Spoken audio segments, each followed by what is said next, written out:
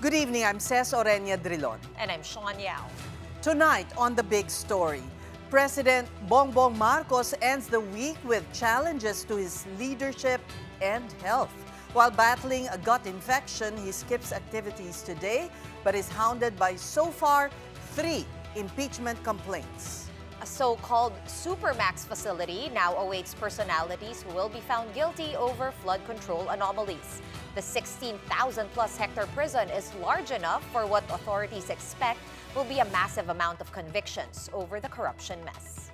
And arraignment is deferred for Bong Revilla and 6 of his co-accused in an alleged ghost project. While waiting for his next court date, the former senator is pushing to be transferred to the center where he was first jailed over the pork barrel scam.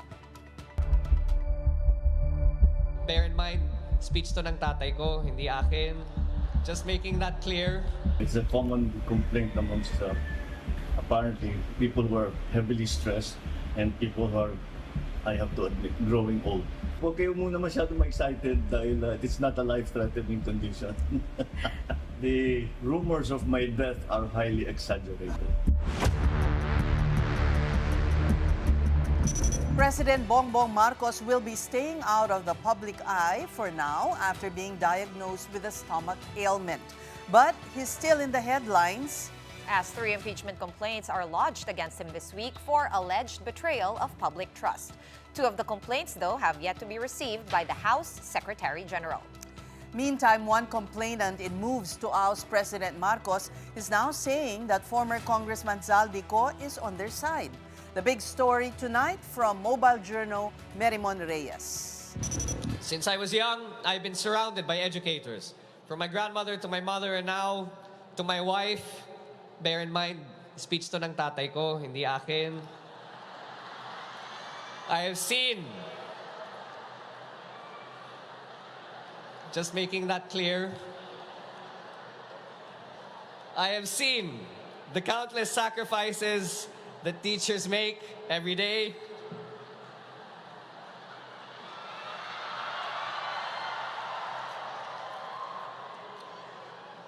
Nahihiya tuloy ako sa inyong lahat. This was a slip that got laughs for Ilocos Norte Congressman Sandro Marcos. But the reason he was in the event was no laughing matter.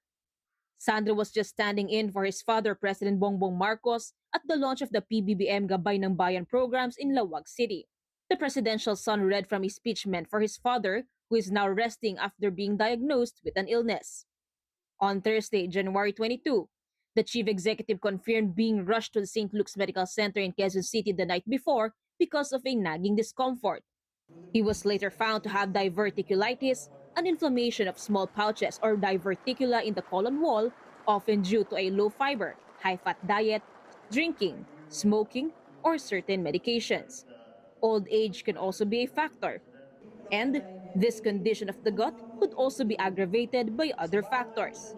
It's a common complaint amongst apparently people who are heavily stressed and people who are, I have to admit, growing old. Age check. Mr. Marcos is already 67 years old, but Malacanang assures he can still do the job as the highest official of the land. Proof of which the palace says is Marcos still being able to attend meetings and private events just hours after being diagnosed with diverticulitis. Doctors have already advised him to rest while being under observation, so no public outings yet for the president at the moment. And so, his son lawmaker had to step in. As to stress being a factor in his stomach ailment, well, there are plenty of sources for that, like 3 impeachment complaints lodged against him in a span of 4 days this week. First was from a lawyer filed Monday, and 2 more submitted on Thursday, courtesy of the Makabayan Bloc and a group of Duterte supporters.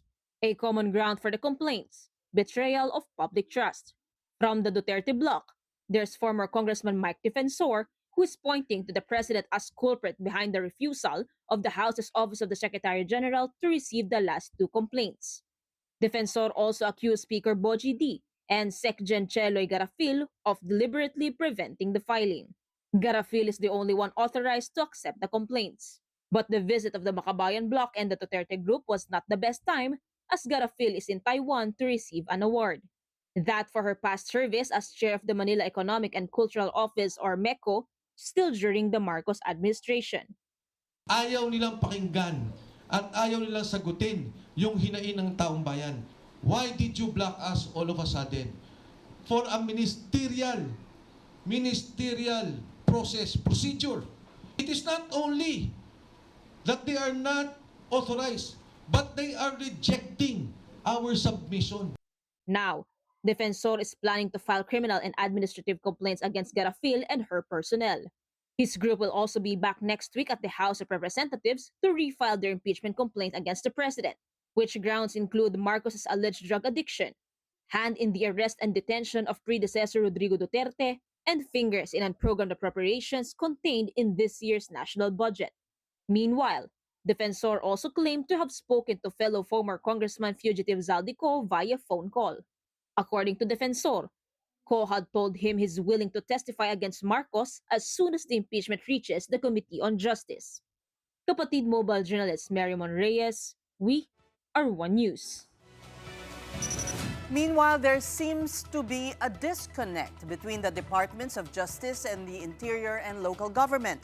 That's when it comes to information on two high-profile fugitives. Recall that on our sister program StoryCon yesterday, DILG Secretary John Vic Remulla expressed certainty resigned Congressman Zaldico is in Portugal. Remulla said Co is staying in an exclusive community in Lisbon, very much like Forbes Park here in the Philippines, where residents need to have at least 10 million euros to own property. Soon, the DILG chief will be flying to Portugal to personally verify news that Co wants a dialogue with the Marcos administration. Co is being tagged in the flood control scandal, among other cases. As of last we heard, you said that he was likely living in Lisbon, Portugal. Is that still accurate? Yes, it's still accurate. We have operatives on the ground, and it seems accurate. He's in a gated community outside, in the outskirts of Lisbon. Yung parang Forbes Park nila. Wow. Siya ngayon. Forbes Park nila. Oh. That's the equivalent. That's how much would that's in euros too. I would figure minimum 10 million euros ang isang bahay doon. Kasi? But earlier today on Morning Matters, DOJ spokesman Polo Martinez refuted reports Co has been seen in Portugal. If it were true, Martinez said they would have already found ways to bring the fugitive former lawmaker back here. The law enforcement agencies have perhaps done their due diligence in seeking the aid of the European Union and countries related to Portugal. But again, it's still in the process. There has been no verified report yet that former Congressman Zaldico has been cited actually in Portugal.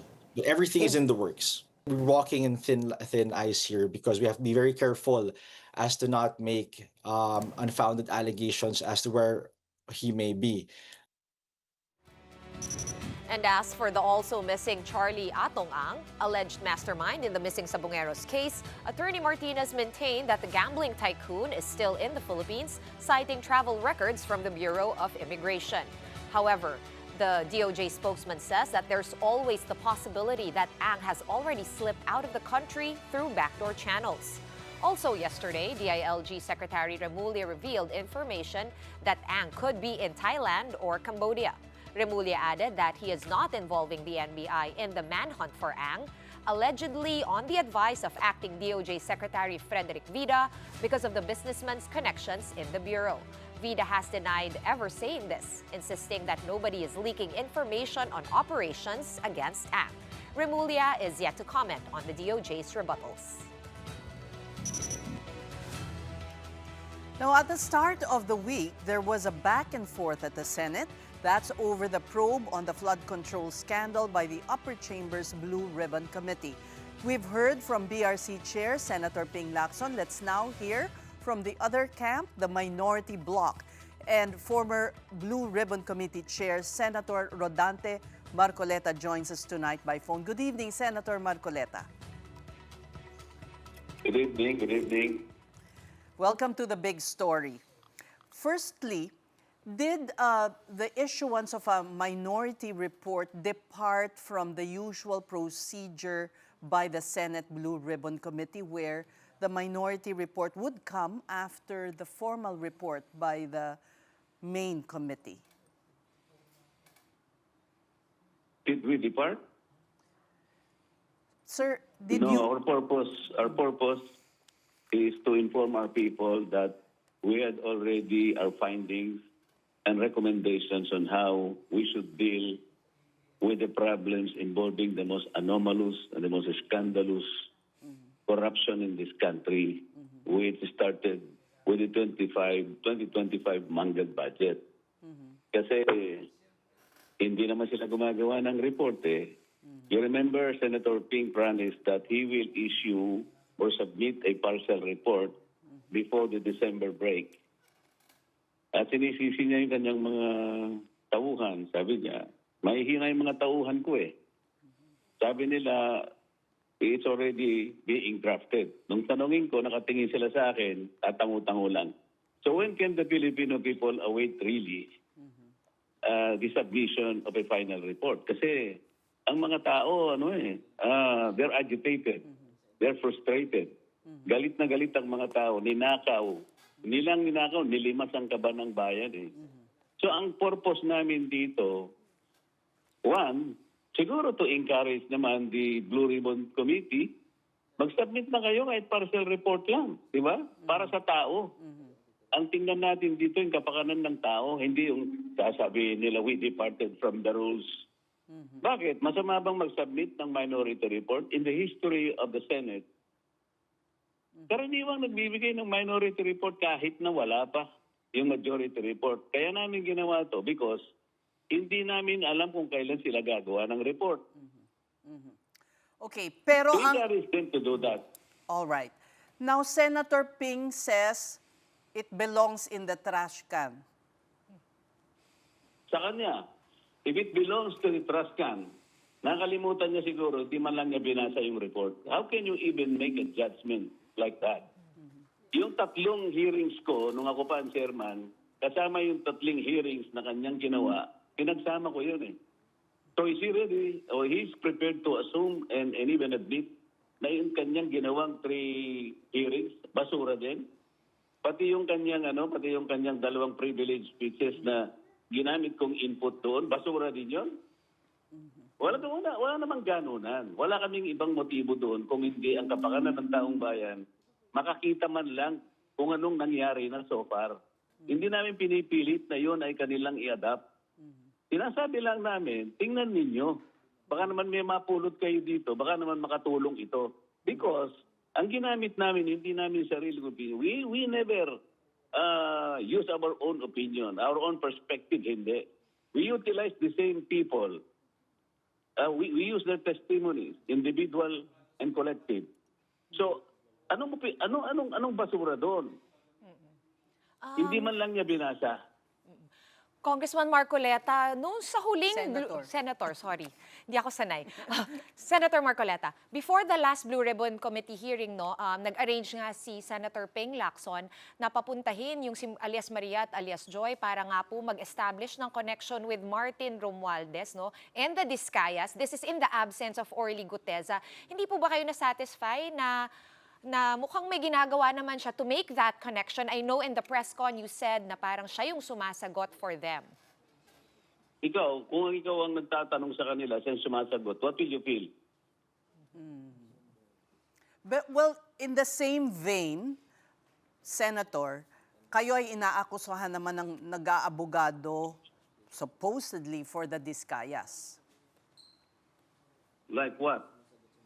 Well, let me cite yung kine-question ninyo yung restitution, which somehow... I'm questioning the restitution because in the process of applying for WPP, restitution is not one of the requirements. Pinipilit nila yon para makapamili sila kung sinong mag-a-apply. Paano ito? Sinong magsasabi sa kanila kung magkanong i-restitute ng mga Discayas? Alam mo, yung civil indemnity will only be available pag sinabi na ng korte yun eh. Hindi yung bago pa mag-a-apply yung tao, ay doon muna kukunan ng restitution. Sino magko-compute? Magkano? Baka pagmula ng corruption yun ang sinasabi ko sa kanila. Kung wala sa batas, bakit nyo pinapalitan? Hindi ba you're bending the law?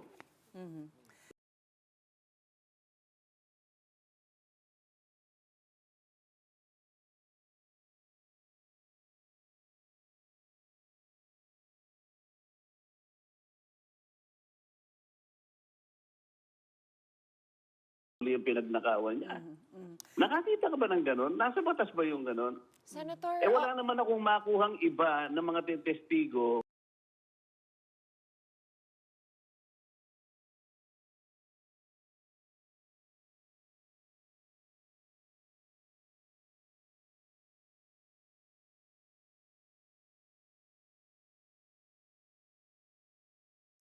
Ni Curly Discaya nung hearing na yon na parang sila pa ang ninanakawan. Ano naman ang inyong pananaw doon? Sarili niyang opinion yun eh. Yun ang pakiramdam niya eh. Di ba? Pinampihan ko ba siya doon? Hindi, Ang gusto kong hindi naman gusto po. ko malaman, Parang paano ko nag-aabogado sa kanya? Paano ko nag-aabogado in the same manner na kapag ako nagtatanong, siya ang sumasagot. Ginawa ko ba yung kay Diskaya? Ay kay Gutesa? Nung tinatanong ba si Gutesa, ako sumasagot? Nung si Gutesa ba ihayag ko doon, ipresenta ko? Wala ba siyang sworn statement? Meron. Tinakpan ko ba yung mukha niya? Hindi. Bakit yung dalawang babae tinakpan ang mukha? Ba't hindi kami binigyan ng sworn statement?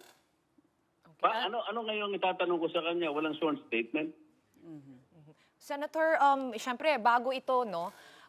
Kayo pa po yung chairman ng BRC, binabatikos na rin po ng mga tao. Allegedly, yung asawa nyo daw may koneksyon sa mga Diskaya. For once and for all, do you want to lay that to rest?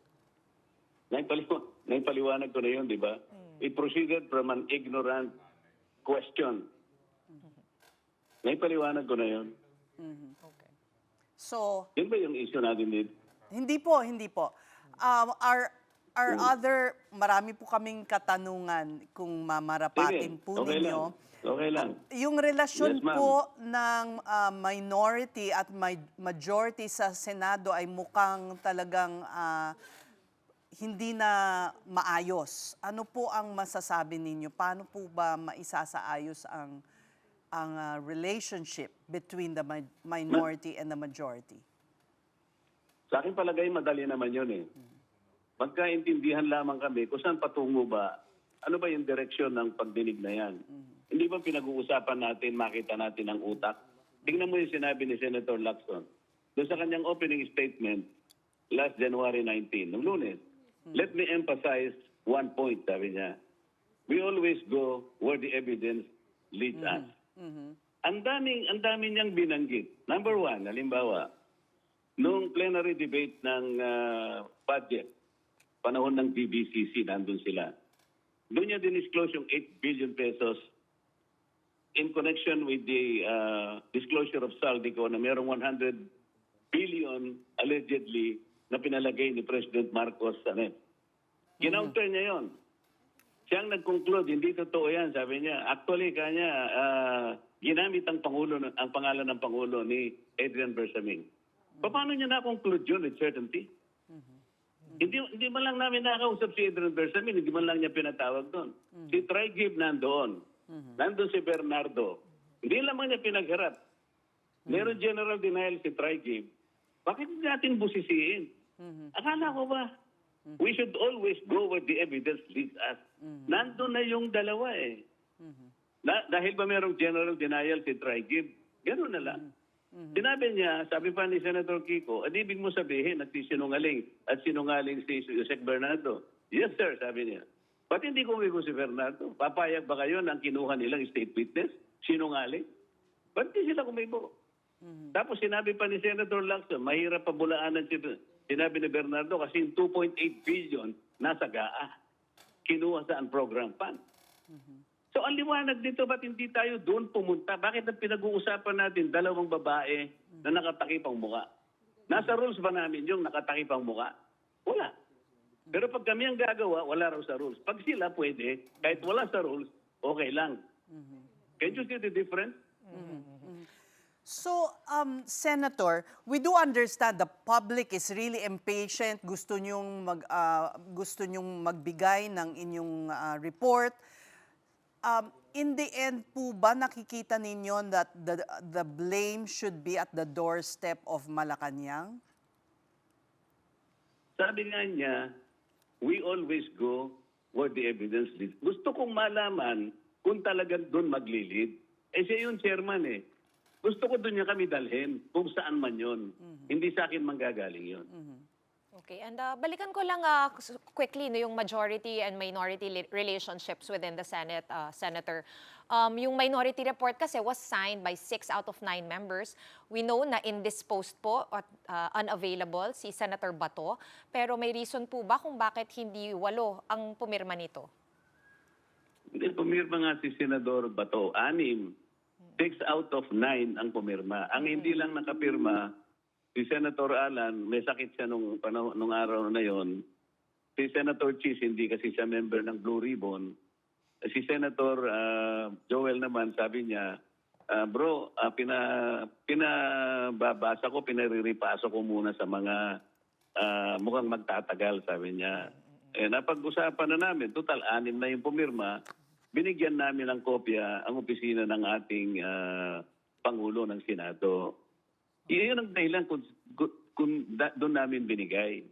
Hindi sa Blue Ribbon. Ayaw namin mangbastos. Binigay ko na lang namin sa opisina ng Senate President thinking na ang Senate President pwede nilang pag-usapan kahit privately. Ang plano namin doon, makita man lang nila. Diba? Kaya lang, yung media naman na kinausap namin noon, nung una kong ibigyan ng kopya sa... Akala ko naman, kahit papano, ilalabas nila yon para makatulong man lang. Agitated ang tao, kagaya mo ang sabi mo, frustrated, nagagalit na. Kung hindi pa pala kami magtatawag ng press con sa Senate, hindi man lang pipikapin. December 10 pa, ma'am, nung ibigay namin sa opisina ni Senator Tito Soto.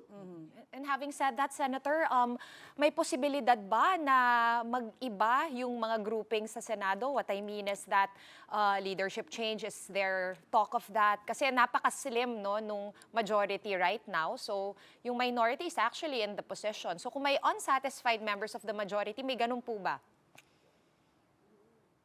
Ay, hindi ko na ano yun. Wala akong tinitingnan na ganung anggulo. Hindi yun ang aking priority. Ang priority ko, matapos natin ito kahit papano, mabigyan natin ng paliwanag ang taong bayan na ito ang pinaka-importante. Kahit sino pang mamuno doon, kahit sino pang maging pinuno, ay sa amin ang importante, mapagsilbihan natin ang mamamayan. Pero dun po sa minority report, wala pong, you were silent. Siyempre, kabahagi ng minority ang ilang senador na involved or tagged, could be involved in the flood control scandal. Pero parang napawalang sala sila. Or at least hindi nyo nabanggit yung mga senador po, like Senator Cheese Escudero, Senator Joel Villanueva, Senator Jingo. Kung binasa po ninyo hanggang sa kaduluduluhan yung minority report, sinasabi namin dito na meron kaming parang misgiving sapagkat nung mabanggit ang mga pangalan ng 3 senador na involving ng minority, nag-intervene na po roon ang Secretary of Justice. Maalala ninyo, mga resource persons namin ito Biglang darating ang Secretary of Justice, makikialam doon, kukunin niya, dadalhin sa NBI, pagbalik niya, meron siyang supplemental affidavit. Kaya tulad ni Bernardo halimbawa, meron siyang unang affidavit, saka kukuha niya, saka dadala sa NBI, akalain niyo, nakagawa ng 2 supplemental affidavit nang wala kaming kinalaman. Yung trabaho pa namin yun. Doon lang nabanggit ang mga palang. Pinalagay namin doon na meron kaming misgivings dito. Kaya namin, kahit na nabanggit ang pangalan, sana hindi ganito ang paraan, sabi namin. Because this is purely legislative investigation. It is an investigation in aid of legislation. Hindi ito hindi ito police investigation eh. Ang ginagawa nila, mapapalitan yung unang affidavit ng isang supplemental affidavit, another supplemental affidavit, wala kaming kinalaman. Hindi namin alam kung ano nangyayari. This should not have been happening. Ang tanong kanina kung magkakaayos kami, madali kami magkaayos nito. Kung mag-iisa ang direksyon namin. Kung para sa tao kami. Senator, parang correct me if I'm wrong, na ang impression ko ay para bang niluluto? Ganun po ba ang implication ng sinasabi ninyo? Wala kaming sinasabing ganon. Ang gusto lang namin sabihin, kung talagang we will always go where the evidence leads us, yun ang panatilihin namin. Palaging ganon ang parameter. Kung may ebidensya, yun ang puntahan. Bakit yung sinasabi nilang 8 billion na binibigay ni Bernardo kay Trigib, at si Trigib naman binibigay niya kay Adrian, bakit hindi ito isuyurin natin? Bakit yung sinabi ni Senator Lacson na makita niya yung Cabral file, at least 5 secretaries and an undersecretaries were recipients of allocables as shown in the Cabral files. Ba't hindi niya ipatawag yung 5 secretaries? Hindi ba dapat ganito yung gawin natin? Yung Tamarin Street, sa South Ports, binanggit ng dalawang nakamaskarang dalawang binibini. Ang pakay lang pala ituro si Diskaya na siya nagpapaalis sa kanila. Yun lang pala yun ba yung pag-uusapan natin? And why did they concentrate on the problem of coordinate? Alam mo, nung ako yung chairman pa, kung di ako nagkakamali, the first or second hearing pa lang, sinabi ko na puro mali ang coordinates nito. Ngayon, siguro kalahati nung hearing, yun ang pinag-usapan nila, they confirmed that the coordinates are really wrong. Sinabi ko na ito September pa eh. Uulitin na namin yun? Yung ba yung gustong marinig ng tao? Ang gustong marinig ng tao, hindi yung mga wrong coordinates, sinabi ko na yun eh. Ang gustong makita ng tao, sino ba may utak nito? Nilimas na ang kaban ng bayan, hindi ba importante sa atin yun? And finally, Senator, there are 3 impeachment complaints filed against the President. Although this may end up in the Senate, ano po ang pananaw ninyo ukol sa... I'm asking because yung complaints link the President to the flood control scandal. Patawarin niyo na po ako kasi hindi ako makakapag-comment yan kasi sabi mo nga, it might lead to the Senate. Kung magkakaganon, magiging Senator Judge ako, I will not like to preempt this. Pasensya na po kayo. Alright, marami pong salamat sa inyong panahon, Senator Rodante Marcoleta. In other news, a supermax prison is awaiting those who will be convicted over the flood control scandal.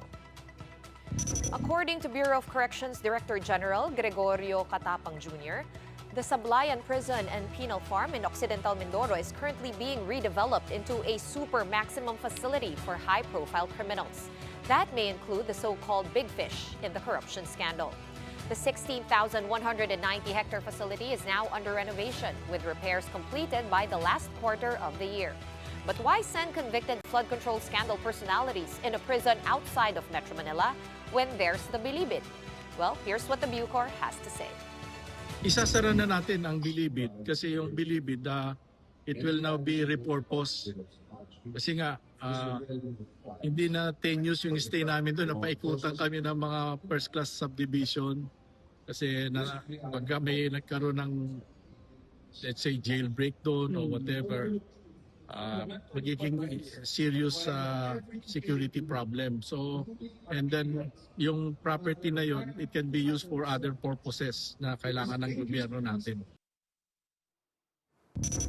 Meanwhile, the Bureau of Jail Management and Penology promises no VIP treatment for any inmate. Wardens who will attempt to give special privileges to new inmates, especially high-profile ones, will face consequences. A zero-tolerance policy on VIP treatment. It was directed by no other than the Secretary of the Interior and Local Government, Secretary Juanito John Vic Remulla, to our agency not to do that. On the part of the Chief BJMP, Jail Director Rivera, he directed wardens He reminded wardens na ang magagawa po niyan will be subject to administrative case and at the extreme case ay dismissal from the service. We don't want them to corrupt our employees also. Aside from that, we trust that all our employees are professional and they will follow professional ethics. This is a big story on One News, and coming up, the lawyer of Senator Bato de la Rosa says his client is coming out of hiding once one event happens. Find out what that is when we return. Keep it here.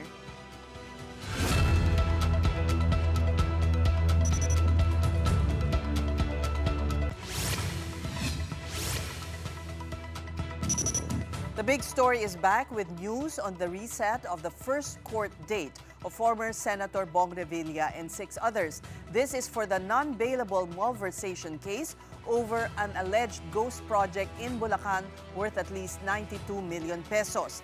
The arraignment of Revilla and his co-accused was postponed earlier today.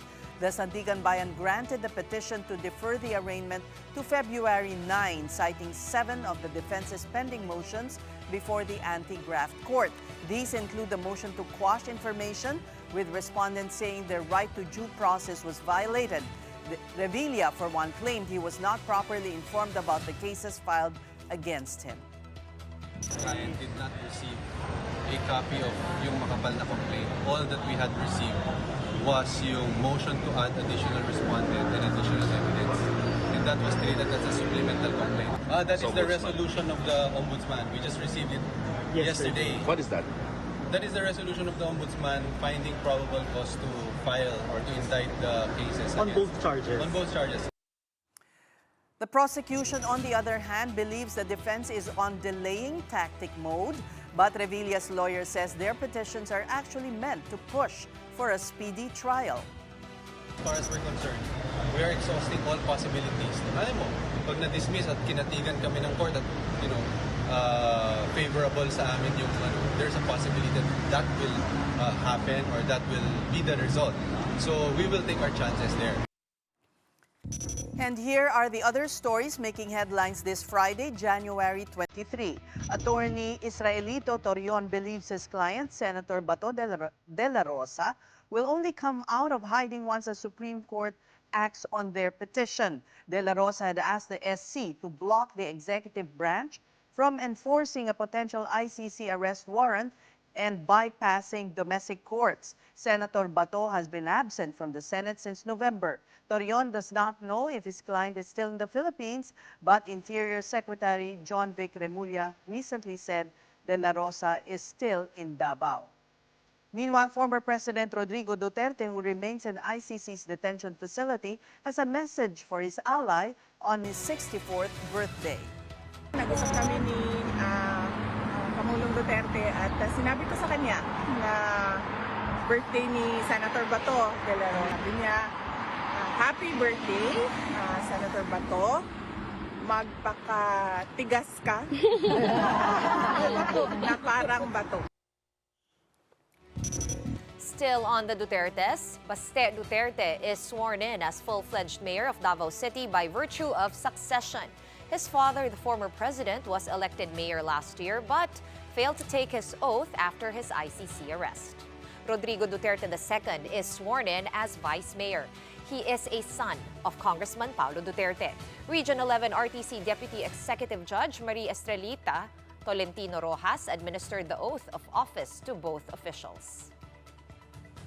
And in another development, China has summoned the Philippine ambassador to Beijing on Thursday, demanding that Manila call out PCG spokesman for the West Philippine Sea, J. Tariela, for his, quote, misleading and baseless remarks. Beijing has demanded Manila to rein in Tariela to avoid straining bilateral ties between Manila and Beijing. The bickering started when Tariela uploaded a photo of his talk on January 14 at the De La Salle Benilde that included cartoonish images of Chinese President Xi Jinping. But Tariela says in a statement that he is not intimidated. He urges China to respect instead the 2016 arbitral award that recognized Manila's claims in the West Philippine Sea. And still on China, Past 1 a.m. this morning, China Coast Guard rescued 17 of 21 Filipino crew members aboard a Singaporean-flagged cargo ship that capsized 55 nautical miles off Bajo de Masinloc. 2 Filipinos are reportedly dead, with 1 under emergency medical treatment. Rescue operations are ongoing for the 1 remaining crew member still unaccounted for. On our sister program Storycon, Tariela expressed gratitude for the rescue mission but had to clarify something about Bajo de Masinloc. We would like to thank them for conducting a search and rescue, this humanitarian mission, and saving Filipino crew. But again, I just want to correct the statement that Oreña-Drilon is not owned by China. It falls within our own exclusive economic zone kung saan nangyari yung incidente. And in foreign news, the U.S. has officially withdrawn from the World Health Organization. The 1-year notice to WHO has already lapsed as President Donald Trump signed the executive order leaving the group on January 20, 2025. Trump has been critical of the WHO for its handling of the COVID-19 pandemic. And we hit the pause button on the hard news for now and celebrate our athletes' victory. Team Philippines continues to haul gold medals over at the 13th ASEAN Para Games in Thailand. Let's get an update from Thailand from our mobile journalist there, Denise Valdez-Sancho. Denise, how many more medals did we get today? Shawn, Team Philippines continues to pile up medals at the 13th ASEAN Para Games, led by a strong golden showing across several sports. In para fencing, Lei Marie Mangansay came up clutch, winning gold in the women's singles TT9 after a gripping 5-set victory over Indonesia. The swimming events remain a gold mine for Paralympian Angel Autumn, who claimed her 3rd gold in the women's 100-meter backstroke S4 to S5, then added a 4th gold in the women's 200-meter freestyle S5 with a time of 3 minutes and 44.49 seconds. In para-athletics, RV John Arreglado soared to gold in the men's long jump at T47 with a 6.36-meter leap. Jezebel Tordesillas also struck gold in the women's javelin at 55 with a throw of 13.87 meters. Rodrigo Padiotan Jr. continued his golden run in the men's 100 meters T52, picking up his 2nd gold, while Joshua Santos added another gold in the men's long jump T46. Over in para chess, Danny Bernardo and Sander Severino both delivered gold medals in their respective events. Shawn, as of this update, the Philippines holds 4th place overall with 73 total medals, and the momentum remains strong. Shawn. All right, 73 medals. But Denise, what is our medal target heading into the 13th ASEAN Para Games? Shawn, as per our chef de mission, we have Sir Goody. He mentioned we have no particular amount of medals that we want to target. All he wants is that we continue to improve this strong showing, and at least mas maganda yung maipakitang medal tally compared to the Cambodia SEA Games, which we placed 5th. So as of now, we're going strong, 4th place. Hopefully, we still have 2 days left for the ASEAN Para Games, and we improve this placing for Team Philippines. Shawn. 4th overall. That's great to hear. And thank you so much for that update. Mobile journalist Denise Valdez-Sancho reporting to us live from Thailand. You're still watching the big story here in One News. When we return, we show you how one company is turning discarded human hair into sustainable products. Don't miss that conversation. Back in a bit.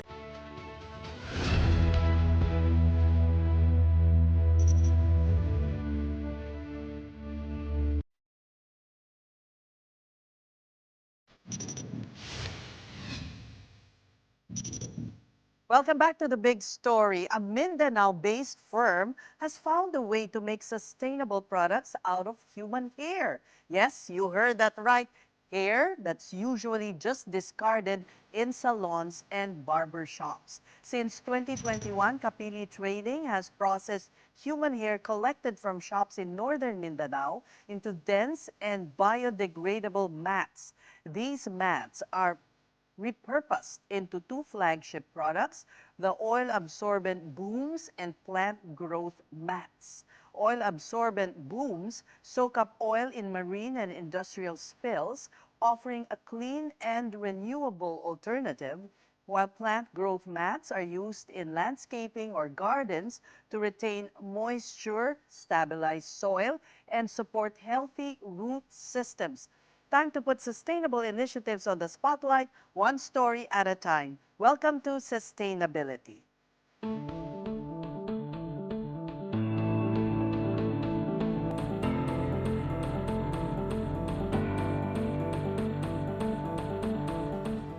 We now speak to Harold John Laborte, who's the founder and CEO of Kapili Trading Incorporated.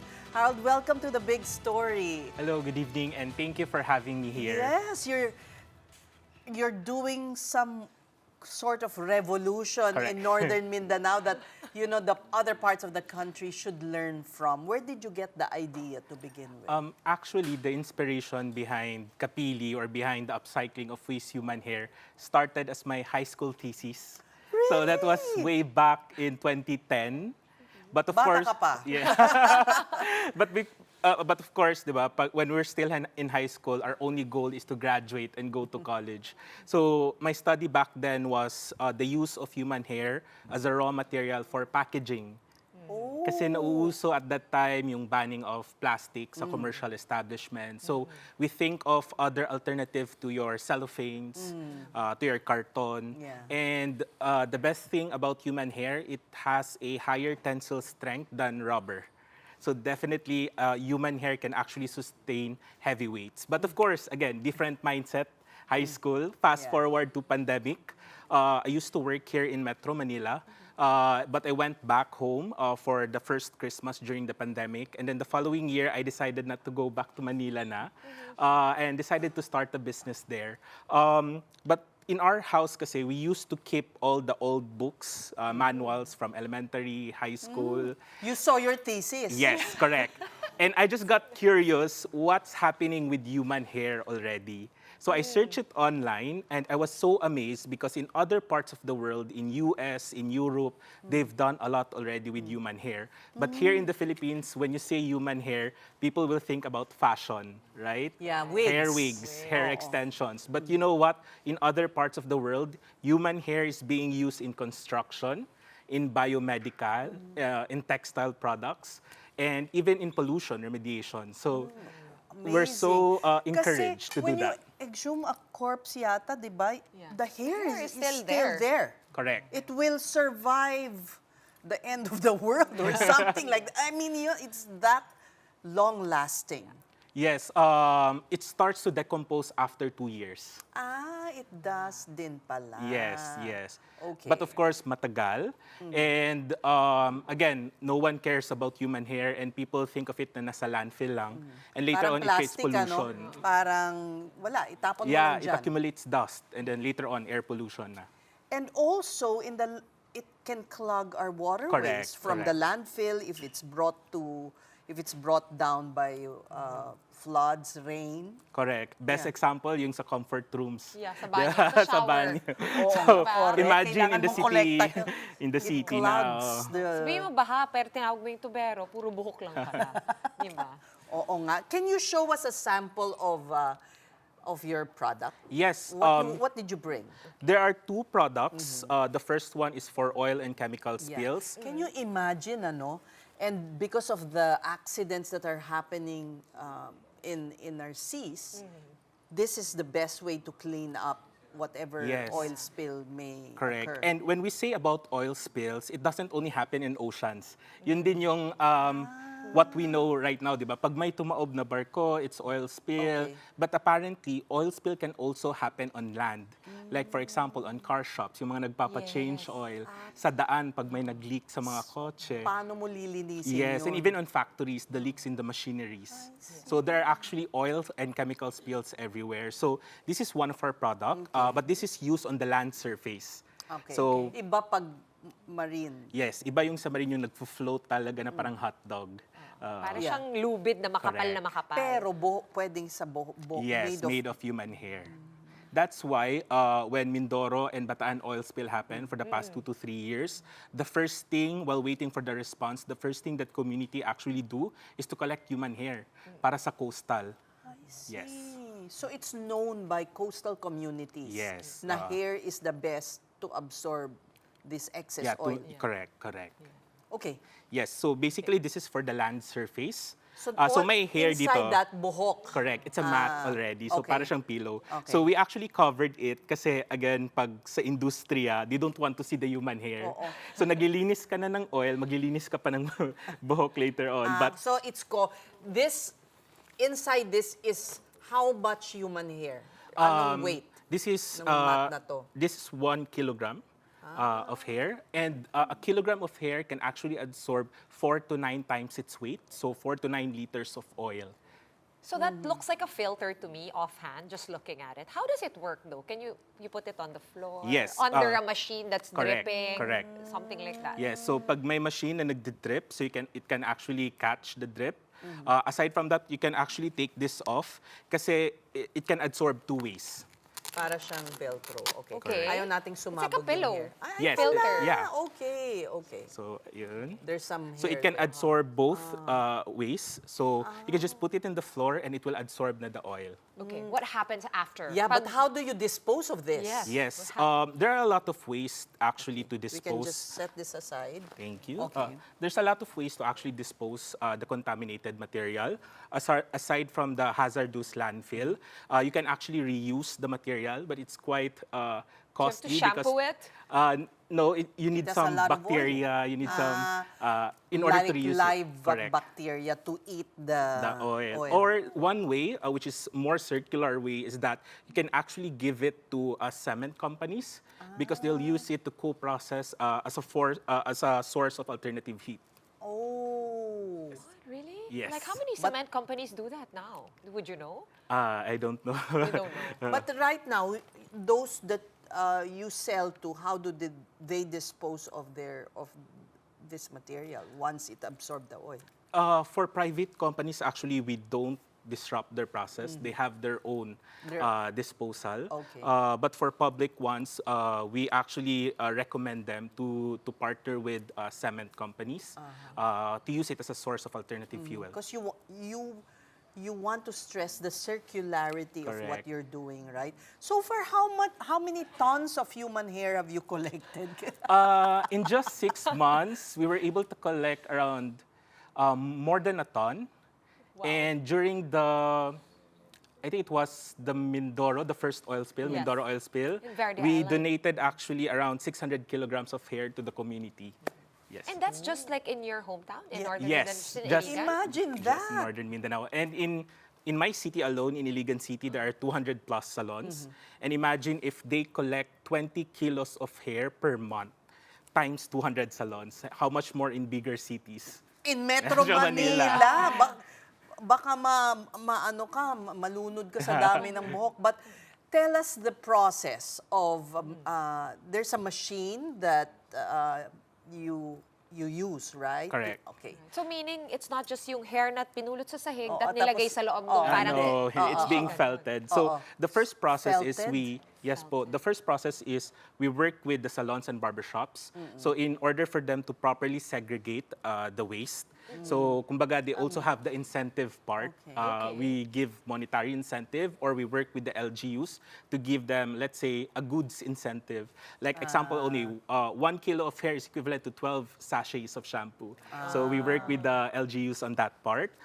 And once we receive the hair, we process it, we clean it, and then we put it in the machine. So this machine is what we call hair felting machine. So You para got this from, the US, Okay. from a charity organization, Matter of Trust. they're your partner Yes. here. And that's the one that you can see on the screen. Correct, right now, that's the right? machine. That's So the machine. those are needles, and it punches the hair so that magdikit-dikit siya. Okay, but It there's no becomes a- added like chemical No, it's there, right? 100% hair. So mechanical lang siya. Yes, yung correct. Parang comb no? Na parang bumababa. Correct, correct. Wow. Akala ko, you were making them into mats for the house, hindi pala. No, Oo nga. madaling masi. Oo. And then this one, This one is yan yung para sa garden. plants. Okay. Yes. So since we have circular pots, So circular disc. So what you do actually is you just cut it to the center and then para siyang i-jacket mo sa stem. So it will serve as a mulch like a cocoa peat, but actually better than cocoa peat. Better. Yes. Because can you imagine all the nutrition in this? Yes, yes. So it has around 15 to 16% of nitrogen, which is actually good for the plants. And the best thing about human hair is moisture retention. So basically, if you're the plantita na mahilig magdilig ng everyday, you can actually just water your plants every 3 to 4 days. Because it keeps the Yes, moisture. correct. It Kailangan ko stores yan. it. Ako yung plantita na matipid mo. Oo, ayan, pag naggupit Oo ka nga ng eh. buhok. I can't help but notice, so mukhang may highlights yung... Yes, may mga Matching colored sa hair. atin. Yes. So, okay lang yon. Yes, definitely okay lang.